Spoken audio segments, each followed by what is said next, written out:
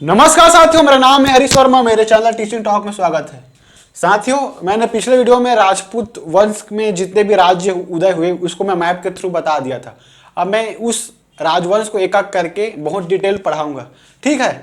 तो इस राजपूत काल में इस वीडियो के अंतर्गत मैं सोलंकी वंश पढ़ाऊंगा, गढ़वाल वंश पढ़ाऊंगा, तोमर वंश पढ़ाऊंगा और चौहान वंश, ठीक है। इसके बाद एक और वीडियो आएगा जिसमें मैं पूरा राजपूत काल को अच्छे से पढ़ाऊंगा, यानी कि 3 वीडियो में राजपूत काल पूरा समाप्त हो जाएगा, ठीक है। जो 400 साल तक इन्होंने शासन किया ना, मैं मात्र आपको 40 मिनट में पढ़ा रहा हूँ। आई बात समझ में? तो आपको बहुत अच्छे से समझना, अच्छे से पढ़ना, ठीक है साथियों।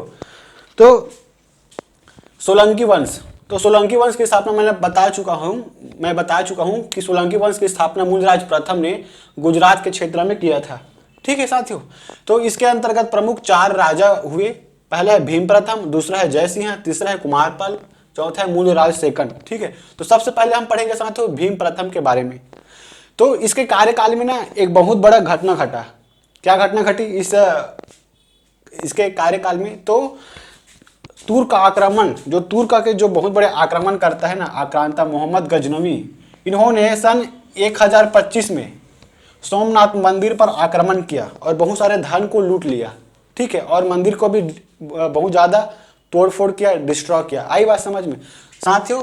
सोमनाथ मंदिर को ना 12 ज्योतिर्लिंग है हमारे भारत में। तो 12 ज्योतिर्लिंग में सबसे पहले ज्योतिर्लिंग सोमनाथ मंदिर को ही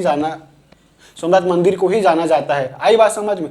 ये दरअसल शिव मंदिर है। 12 ज्योतिर्लिंग में सबसे पहला नंबर का ज्योतिर्लिंग है सोमनाथ मंदिर, ठीक है साथियों। ये सोमनाथ मंदिर सौराष्ट्र क्षेत्र में है, गुजरात में, ठीक है।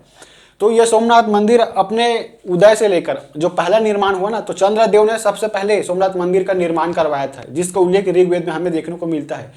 अपने निर्माण से लेकर अभी तक कई बार इसको तोड़ा गया विदेशी आक्रमणों के द्वारा, और पुनः कई बार निर्माण हमारे भारतीय शासकों ने भी किया था, ठीक है।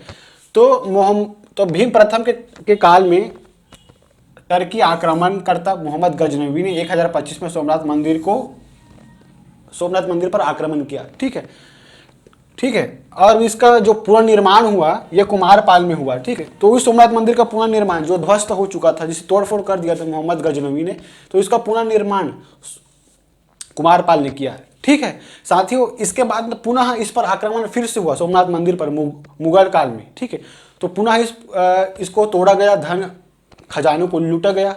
जो वर्तमान स्थिति आप देख रहे हो ना सोमनाथ मंदिर का, उसका पुनः निर्माण सरदार वल्लभ भाई पटेल ने सन 1948 के आसपास किया था, ठीक है। कहने का मतलब है कि अपने पहले मंदिर के निर्माण से लेकर अभी तक कई बार इस पर आक्रमण हुआ, कई बार लूटा गया, कई बार ध्वस्त किया गया इस मंदिर को, और कई बार इसका पुनर्निर्माण हुआ, ठीक है। तो इसका महत्व आप समझ सकते हो कि कितना बड़ा महत्व है सोमनाथ मंदिर का, ठीक है साथियों। इसके कार्यकाल में ना माउंट आबू, जो राजस्थान के सिरोही जिले में है, राजस्थान के सिरोही जिले में माउंट आबू नामक एक पहाड़ है। तो उसी पहाड़ में दिलवाड़ा जैन मंदिर का निर्माण इसके सामंत विमल ने किया था, ठीक है। राजस्थान के सिरोही जिला में माउंट आबू नामक स्थान पर दिलवाड़ा जैन मंदिर का निर्माण सामंत विमल ने किया था, ठीक। किसके कार्यकाल में? तो आएगा तो भीम प्रथम के कार्यकाल में, ठीक है। उसके बाद आता है साथ ही दूसरा महत्वपूर्ण जो शासक हुए, राजा हुए, उसका नाम है जय सिंह, ठीक है।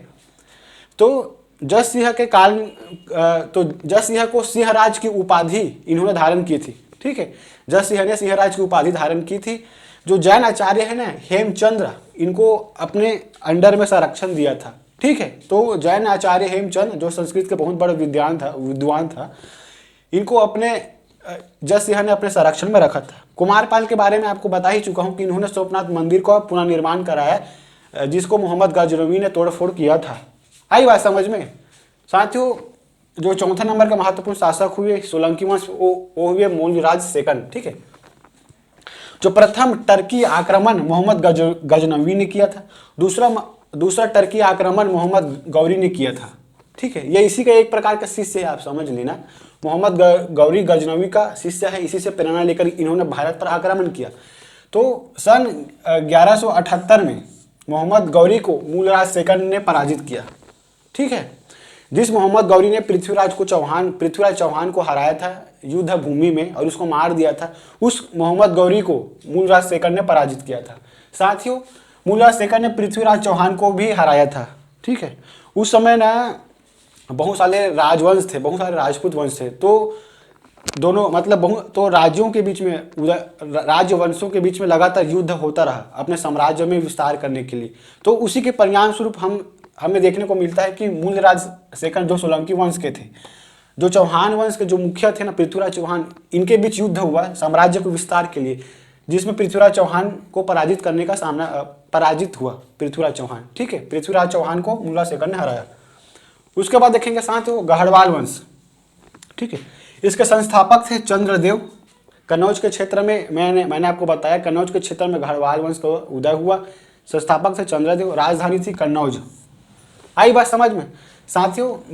गढ़वाल वंश का सबसे प्रमुख जो शासक हुए उसका नाम है जयचंद।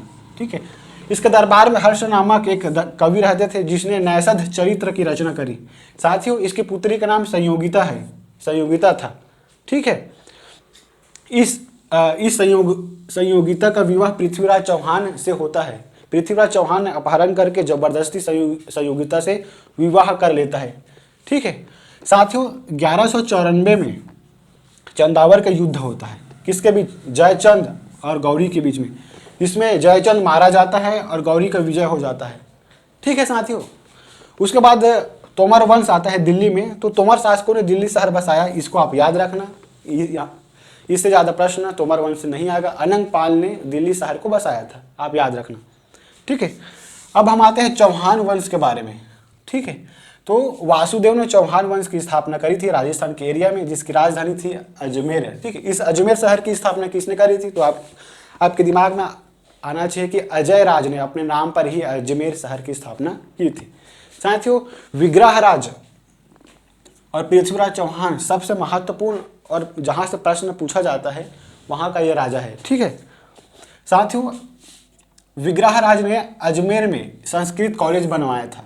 ठीक है, अजमेर में संस्कृत कॉलेज बनवाया था विग्रहराज ने। ठीक है, जिसको नष्ट करके, ठीक है, मोहम्मद गौरी के आदेश पर कुतुबुद्दीन ऐबक ने 2.5 दिन का झोपड़ा बनाया। ठीक है, मोहम्मद गौरी के आदेश पर कुतुबुद्दीन ऐबक जो उसका गुलाम था उन्होंने संस्कृत कॉलेज को तोड़कर मस्जिद बनाया। ठीक है, ये 2.5 दिन का झोपड़ा दरअसल झोपड़ा नहीं है, इसको झोपड़ा मत समझना, ये एक मस्जिद है। ठीक है, 2.5 दिन का झोपड़ा इसलिए कहा जाता है क्योंकि कहा जाता है कि इस मस्जिद का निर्माण 2.5 दिन में हुआ था। मतलब 2.5 दिन कहने का मतलब 24 क्या 48 हुआ, 2 दिन हो गया। उसके बाद फिर इस 48 में अगर आप जोड़ दोगे तो 60। ठीक है, तो 60 घंटे में इस मस्जिद का निर्माण हुआ था। ठीक है, तो 60 घंटे में यानी कि 2.5 दिन में इस मस्जिद का निर्माण हुआ था, इसी कारण इसको 2.5 दिन का झोपड़ा कहा जाता है। ये झोपड़ा नहीं है, मस्जिद है। आई बात समझ में? उसके बाद साथियों, पृथ्वीराज चौहान के बारे में हम पढ़ते हैं। इसको राय पिथौरा भी कहा जाता है। ठीक है, इसके बारे में वर्णन बिजोलिया अभिलेख में हमें देखने को मिलता है। ठीक है, बिजोलिया अभिलेख से पृथ्वीराज चौहान के बारे में अच्छा खासा जानकारी मिल जाती है। ठीक है साथियों, इसके पिता का नाम सोमेश्वर था और इनकी पत्नी का नाम संयोगिता जो जयचंद की पुत्री थी। ठीक है, यहाँ से महत्वपूर्ण प्रश्न आता है इनके युद्धों के बारे में। तो पृथ्वीराज चौहान ने मोहम्मद गौरी से 2 बार युद्ध लड़ा। प्रथम युद्ध 1191 में तराइन का पहला युद्ध लड़ा, 1192 में तराइन का दूसरा युद्ध लड़ा गया। ठीक है, तो तराइन दरअसल हरियाणा का क्षेत्र है। ठीक है, तो साम्राज्य विस्तार के कारण ही इन दोनों के बीच में मोहम्मद गौरी और पृथ्वीराज चौहान के बीच में युद्ध हुआ। साथियों, 1191 में जब तराइन का पहला युद्ध हुआ था ना, तो कहते हैं कि पृथ्वीराज चौहान ने इस मोहम्मद गौरी को 17 बार हरा चुका था, लेकिन उसको मौत के घाट नहीं उतारा था, उसकी मृत्यु नहीं कर दी गई थी। यही कारण है कि साथियों, जब 18वीं बार हुआ ना युद्ध, जिसमें जयचंद का सपोर्ट लेकर मोहम्मद गौरी ने जयचंद का सपोर्ट लेकर पृथ्वीराज चौहान को 18वीं बार के जब युद्ध में पृथ्वीराज चौहान को हरा देता है। आई बात समझ में? 1191 में तराइन का पहला युद्ध हुआ। ठीक है, तो दूसरे युद्ध के पहले 17 बार मोहम्मद गौरी को हरा दिया था पृथ्वीराज चौहान ने। लेकिन भारतीयों की एक संस्कृति है ना, भारतीय लोग क्या है, बहुत ज़्यादा आदर्शवाद होते हैं, बहुत ज़्यादा संस्कारवान टाइप के होते हैं। तो इसको हरा दिया, लेकिन मारा नहीं है मोहम्मद गौरी को।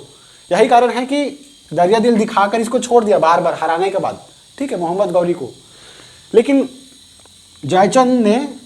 जयचंद को अपने सपोर्ट में लेकर मोहम्मद गौरी ने पृथ्वीराज चौहान को 1192 में तराइन के दूसरे युद्ध में हरा देता है। ठीक है, आपने सुना होगा कि भारत में अक्सर ये चलता है कि ये जयचंद है। जयचंद का मतलब होता है जो इंसान धोखा देता है, वही तो है दरअसल जयचंद। इन्होंने धोखा देकर अपनी पुत्री संयोगिता को भी मरवा देता है मोहम्मद गौरी के माध्यम से, ठीक है, और अपने दामाद पृथ्वीराज चौहान को भी मरवा देता है। इसी धोखेबाज के कारण, इसी धोखेबाज प्रवृत्ति के कारण जयचंद को धोखेबाज या दगाबाज कहते हैं। कोई भी इंसान धोखा करता है तो इसको जयचंद बोलते हैं, अक्सर आपने सुना होगा। तो इसी कॉन्सेप्ट के अनुसार कहते हैं जयचंद, ठीक है। साथियों, बहुत सारे युद्ध लड़ा गया हमारे भारतीय इतिहास में, लेकिन जो तराइन का युद्ध हुआ ना, प्लासी का युद्ध, बक्सर का युद्ध, ये पूरे भारत के इतिहास को पूरा पलट कर रख दिया, ठीक है। यहाँ से दरअसल गुलामी का कार्यकाल शुरू हो जाता है भारत में, ठीक है। अगर जयचंद धोखा नहीं दिया होता, पृथ्वीराज चौहान और अपनी पुत्री संयोगिता को नहीं मरवाया होता धोखे से, तो शायद भारत मुगलों के अधीन गुलाम नहीं होता, टर्की के अधीन गुलाम नहीं होता, ठीक है। इस युद्ध ने पूरी तरह से भारत का पूरा जो परसेप्शन है, जो भारत की जो संस्कृति, उसको पूरा नष्ट कर दिया और धीरे धीरे भारत गुलाम की ओर अग्रसर होता गया, ठीक है। तो आपको फटाफट पुनः रिविजन करा देता हूँ इसको, ठीक है। तो सोलंकी वंश की स्थापना मूलराज प्रथम ने किया था गुजरात के क्षेत्र में। भीम प्रथम सबसे प्रमुख शासक हुए, राजा हुए। इसके काल में 1025 में मोहम्मद गजनवी ने सोमनाथ मंदिर पर आक्रमण किया। मोहम्मद गजनवी टर्की आक्रमण करता था, ठीक है। इसके कार्यकाल में सिरोही जिला राजस्थान में दिलवाड़ा जैन मंदिर का निर्माण सामंत विमल ने किया था। जस सिंह ने सिंहराज की उपाधि धारण की थी। इन्होंने हेमचंद को संरक्षण दिया था, जो जैन आचार्य थे। कुमारपाल ने सोमनाथ मंदिर का पुनः निर्माण कराया, ठीक है, जिसको पहले मोहम्मद गजनवी ने तोड़ा था, ठीक है। मूलराज सेकंड आता है। उसके बाद साथियों 1178 में मोहम्मद गौरी को इन्होंने पराजित किया। पृथ्वीराज चौहान को भी इन्होंने हराया था, ठीक है। गढ़वाल वंश की स्थापना चंद्रदेव करते हैं। इनकी राजधानी कन्नौज थी, ठीक है। जयचंद प्रमुख राजा हुए। इनके दरबार में हर्ष रहते थे। रचना न्यासत चरित्र किया। पुत्री संयोगिता थी। इस पुत्री संयोगिता से पृथ्वीराज चौहान ने अपहरण करके जबरदस्ती शादी किया, ठीक है। उसके बाद मोहम्मद गौरी के सपोर्ट लेकर इन्होंने पृथ्वीराज चौहान को हराया, ठीक है। 1194 में साथ ही चंदावर का युद्ध हुआ, जिसमें जयचंद और गौरी का युद्ध हुआ, ठीक है, जिसमें जयचंद को मार गिराया गौरी ने, ठीक है। तोमर शासकों ने दिल्ली शहर बसाया। चौहान वंश की स्थापना साथ ही वासुदेव ने किया, ठीक है। राजधानी अजमेर थी। इस अजमेर की स्थापना अजय राज ने किया था, ठीक है। इस अजमेर में संस्कृत कॉलेज बनवाया था विग्रह राज ने, जिसको नष्ट करके कुतुबुद्दीन ऐबक ने 2.5 दिन का झोपड़ा बनाया। दरअसल 2.5 दिन का झोपड़ा कोई झोपड़ा नहीं, यह एक मस्जिद है, ठीक है, जिसको 2.5 दिन में यानी कि 60 घंटे में बनाया गया था। इसी कारण 2.5 दिन का झोपड़ा कहा जाता है। पृथ्वीराज चौहान को राय पिथौरा कहा जाता है। इनके पिता का नाम सोमेश्वर था। पत्नी संयोगिता थी, जो जयचंद की पुत्री थी। दो युद्ध लड़ा गया 1191 में, 1192 में। तराइन का पहला युद्ध, तराइन का दूसरा युद्ध। तराइन के पहला युद्ध में पृथ्वीराज चौहान ने गौरी को पराजित किया, ठीक है, लेकिन उसको मौत के घाट नहीं उतारा गया था, अभी भी जिंदा ही था, ठीक है। इन्होंने मोहम्मद गौरी ने जयचंद का सहारा लेकर, सपोर्ट लेकर, क्योंकि जयचंद गुस्से में था पृथ्वीराज चौहान से, क्योंकि उनकी पुत्री से जबरदस्ती विवाह किया था। तो जयचंद ने मोहम्मद गौरी का साथ दिया था पृथ्वीराज चौहान को मारने के बाद। तो जब 18वीं लड़ाई लड़ी गई ना, तो पृथ्वीराज चौहान ने मोहम्मद गौरी ने पृथ्वीराज चौहान को मौत का घाट उतार दिया और अपने जितने भी क्षेत्र है उसको अपने अंडर में कर लिया मोहम्मद गौरी। आई बात समझ में? साथियों, यह वीडियो आपको पसंद आया तो प्लीज़ मेरे चैनल को सब्सक्राइब करना, लाइक करना, शेयर करना। जय हिंद साथियों।